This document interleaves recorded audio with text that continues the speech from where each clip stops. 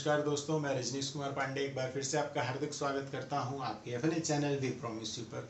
दोस्तों, previous class में जैसा कि पॉलिटिकल साइंस की क्लासेस चल रही थी और उस क्लासेस में हम लोगों ने प्रीवियस क्लास में पढ़ा था संविधान सभा का के बारे में जो वन लाइनर क्वेश्चंस थे जो परीक्षा की दृष्टि से महत्वपूर्ण थे। उसको सभी पॉइंट्स को हमने कवर करते हुए उस क्लास को एंजॉय किया। आज की क्लास में हम उसके बारे में थोड़ा बारीकी से अध्ययन करेंगे।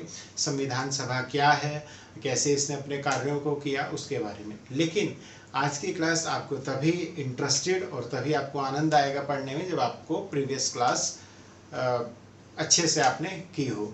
तो अगर आपने प्रीवियस क्लास नहीं की हो तो प्रीवियस क्लास को ज़रूर देखें और उसके बाद अगर आप आज का लेक्चर करेंगे तो आपको 101% वीडियोस देखते के साथ ही सारे पॉइंट्स अपने आप माइंड में लर्न हो जाएंगे। ठीक है, तो अगर पिछली क्लास आपने नहीं देखा हो तो रिक्वेस्ट करूंगा आप लोग पिछली क्लास जरूर देखें। चलिए शुरू करते हैं। दोस्तों, संविधान सभा क्या है?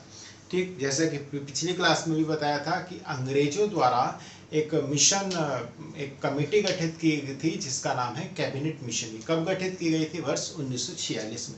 उस समय भी क्लास में मैंने आपको बताया था कि वर्ष 1946 में जब कैबिनेट मिशन का गठन हुआ था, उस समय भारतीय राष्ट्रीय कांग्रेस का जो अधिवेशन था वो मेरठ शहर में हुआ था। और कब हुआ था? 1946 में, जिसकी अध्यक्षता जे.बी. कृपलानी ने की थी। ठीक, तो दोस्तों, संविधान सभा का गठन कब हुआ था? जुलाई 1946 में। इस संविधान सभा के बारे में दो चीजें हम कही जाती है कि इस संविधान सभा का जो गठन हुआ था वो आंशिक रूप से निर्वाचित और आंशिक रूप से मनोनयन के आधार पर हुआ था।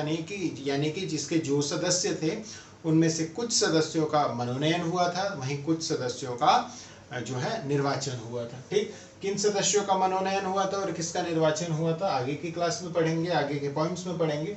दोस्तों, जब संविधान सभा का गठन हुआ था उस समय इसके टोटल मेंबर 389 थे। ठीक, मैंने आपको इस नंबर से रिलेटेड 389, 299, 284 सारे जो डाउट्स थे वो पिछली क्लास में कवर किए थे। आज हम इसको डेप्थ में पढ़ेंगे। दोस्तों, इसकी शुरुआत में जो सदस्य संख्या थी वो 389 थी। ठीक, जिसमें से 292 ब्रिटिश प्रांत से चुने गए थे, वहीं 93 सदस्य जो है वो देसी रियासत से चुने गए थे। यानी कि उस समय जो रियासतें होती थी उसके 93 सदस्य थे। वहीं 4 सदस्यों को जो है जो कमिश्नरी थी, यानी कि जो चीफ कमिश्नरी का एरिया था वहां से चुने गए थे। ये चीफ कमिश्नरी कौन कौन से थे? कुर्ग था। कुर्ग कहाँ? कर्नाटक में। दिल्ली था, अजमेर था।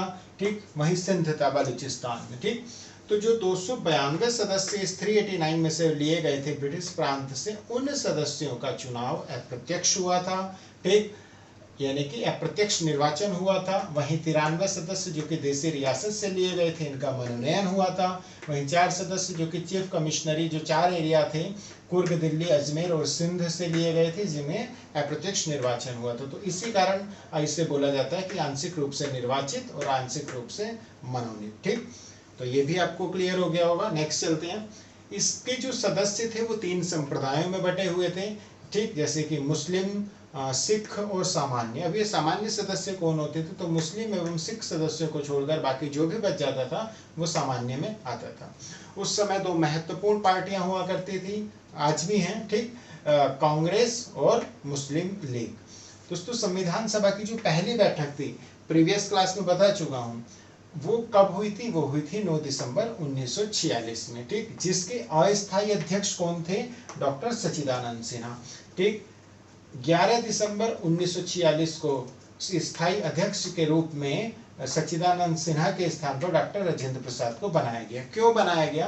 क्योंकि जो डॉक्टर सच्चिदानंद सिन्हा जब अध्यक्ष बने थे इनका मुस्लिम लीग ने बहिष्कार किया था बैठकों का। उस कारण सच्चिदानंद सिन्हा के स्थान पर 2 दिन के बाद ही डॉक्टर राजेंद्र प्रसाद को स्थायी अध्यक्ष चुना गया। वहीं 13 दिसंबर 1946 को संविधान सभा में पंडित जवाहरलाल नेहरू ने एक उद्देश्य प्रस्ताव पास किया जिसे 22 जनवरी 1947 को पास कर दिया गया और यहीं से संविधान निर्माण का कार्य जोरों से शुरू हो गया। ठीक, संविधान सभा में कुछ आरक्षित सीटें भी थी, जैसे कि जो 389 थे, उस 389 में से कुछ आरक्षित सीटें थी, जिसमें से मुस्लिम समुदाय के लिए 79 और सिख समुदाय के लिए 4 सीटें आरक्षित यानी कि रिजर्व रखी हुई थी। ठीक, एक बार और रिकॉल करते हैं, इस डेट को इंपॉर्टेंट है और इस डेट में सबसे खास बात क्या है, हमें इजीली एक डेट याद रखना है, 9 दिसंबर 1946। 9 दिसंबर 1946 को क्या हुआ था, संविधान सभा की प्रथम बैठक हुई थी। अब हमें 2-2 दिन बढ़ाने हैं। ठीक, 9 दिसंबर 1946 को संविधान सभा की प्रथम बैठक हुई थी, वहीं 2 दिन बढ़ा दीजिए, 11 दिसंबर 1946 को इसके जो स्थायी अध्यक्ष थे वो डॉक्टर राजेंद्र प्रसाद चुने गए। ठीक, तदुपरांत 2 दिन और बढ़ा दीजिए, 13 दिसंबर 1946 को क्या हुआ, 13 दिसंबर 1946 को संविधान सभा में जवाहरलाल नेहरू जी ने उद्देश्य प्रस्ताव पास किया। 22 जनवरी 1947 को इसे पास कर दिया गया, यहीं से संविधान निर्माण का कार्य शुरू हो गया। नेक्स्ट क्लास में हम संविधान को डिटेल में पढ़ेंगे, जिसमें प्रस्तावना, ठीक, आपका फंडामेंटल राइट्स, जो भी इसके आगे आने वाले टॉपिक्स हैं, नेक्स्ट क्लास में हम उन सभी टॉपिक्स को करेंगे। तब तक के लिए जितने भी मेरे लेक्चर आपको इस प्लेटफॉर्म, इस चैनल के माध्यम से अवेलेबल है, उस सभी को रिकॉल करते रहिए, कनेक्ट करेंगे। जब तक आप एक क्लास को दूसरी क्लास से कनेक्ट करके नहीं देखेंगे, आपके डाउट्स क्लियर नहीं होंगे। इसलिए आगे आने वाली वीडियो को देखने से पहले प्रीवियस वीडियो को जरूर देखें, तभी चीज़ें बहुत अच्छे से समझ में आएगी, पढ़ाई में भी इंटरेस्ट आएगा और आपको चीज़ें रटने भी नहीं पड़ेगी, अपने आप माइंड में सारी चीज़ें सेट हो जाएगी। ठीक, उम्मीद करूँगा आज की क्लास भी आप लोगों को अच्छी लगी होगी। कमेंट के माध्यम से ज़रूर बताएं, चैनल को ज़्यादा से ज़्यादा सपोर्ट करें, ज़्यादा से ज़्यादा लाइक, शेयर, सब्सक्राइब जितना हो सके आप लोग सपोर्ट कीजिए। ठीक, तब तक के लिए नमस्कार।